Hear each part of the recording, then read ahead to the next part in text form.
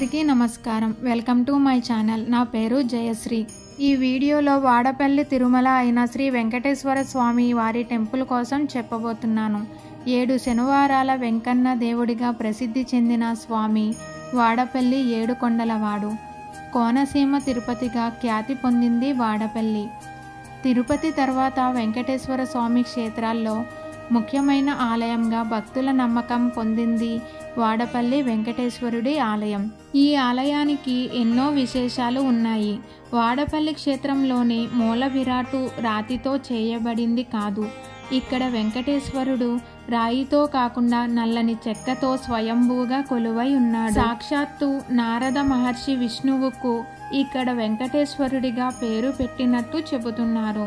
వరుసగా 7 శనివారాలు క్రమం తప్పకుండా స్వామివారి ఆలయం చుట్టూ ప్రదక్షిణాలు చేసి స్వామిని దర్శించుకుంటే మనసులో ఉన్న కోరికలన్నీ నెరవేరుతాయి అని భక్తుల నమ్మకం. అందువల్లే ఈ క్షేత్రానికి శనివారాలలో వేల సంఖ్యలో భక్తులు తరలి వస్తూ ఉంటారు. వాడపల్లి వెంకటేశ్వర స్వామి ఆలయ చరిత్ర. శ్రీకృష్ణుడు తన అవతారం చాలించి వైకుంఠానికి చేరుకుంటారు. దీంతో ద్వాపర యుగం ముగిసి కలియుగం ప్రారంభమవుతుంది. కలియుగంలోని ప్రజలు దైవచింతన మరిచిపోయి డబ్బు సంపాదనపై ఎక్కువ దృష్టి సారిస్తూ ఉంటారు. దీంతో భూమండలంపై పాపాలు పెరిగిపోతూ ఉంటాయి. ఈ విషయమై మనుషులు తీవ్రంగా భయపడతారు. నారదుడి ఆధ్వర్యంలో వైకుంఠానికి వెళ్ళి ఈ భూమండలంపై జరుగుతున్న విషయాలన్నీ విష్ణువుకు తెలియజేసి ప్రజలను చెడు మార్గం వైపు కాకుండా రక్షించాల్సిందిగా కోరుకుంటారు. దీంతో వారికి విష్ణువు అభయమిస్తాడు. ఈ కలియుగంలో తాను కలియుగ దైవంగా వెలిసి నిత్యం ప్రజలతో పూజలు అందుకుంటానని చెబుతాడు. దీనివల్ల మనుషుల్లో భక్తిభావం పెరుగుతుందని అభయమిస్తాడు. వాడపల్లిలో స్వయంభూగా వ్యవస్థానాన్ని వారికి వివరిస్తాడు. దీనితో మనుషులు సంతోషంతో అక్కడి నుంచి వెనుతిరుగుతారు. కొన్ని రోజుల తర్వాత వాడపల్లి వద్ద ఉన్న గౌతమి నదిలో ఓ చందనం పెట్టె తీరం వైపు వస్తున్నట్టు కనిపిస్తుంది.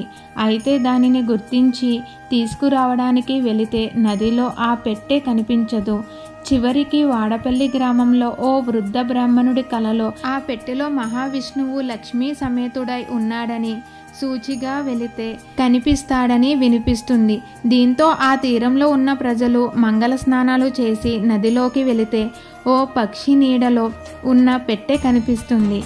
భక్తి శ్రద్ధలతో ఆ పెట్టెన ఒడ్డుకు చేరుస్తారు.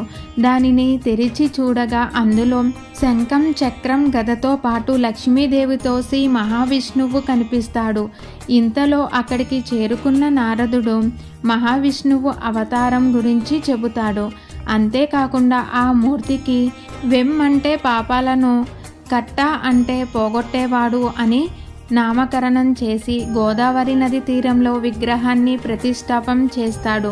అలా అక్కడ కొలువైన స్వామికి వెంకటేశ్వరగా పేరు వచ్చింది.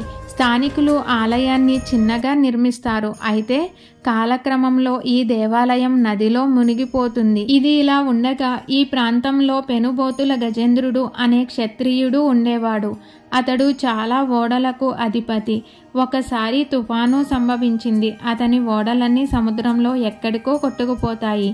దీంతో తన ఓడలు సురక్షితంగా ఒడ్డుకు తీసుకువస్తే నదిలో మునిగిపోయిన దేవాలయాన్ని విగ్రహాన్ని తిరిగి ఒడ్డుకు చేర్చి దేవాలయాన్ని నిర్మిస్తానని మొక్కుకుంటాడు.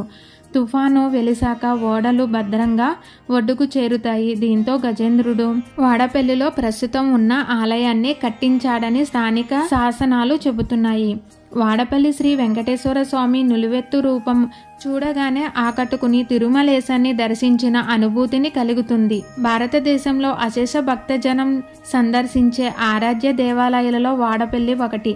ప్రతి ఏటా చైత్ర శుద్ధ ఏకాదశి నాడు శ్రీ స్వామివారి తీర్థం కళ్యాణ మహోత్సవం వైభవంగా జరుగుతాయి. ఇది వాడపల్లి వెంకటేశ్వర స్వామి చరిత్ర. నా వీడియో మీకు నచ్చినట్లయితే మరిన్ని ఇలాంటి వీడియోస్ కోసం please subscribe to my channel. కిందున్న బెల్ ఐకాన్ని క్లిక్ చేయండి. Thanks for watching.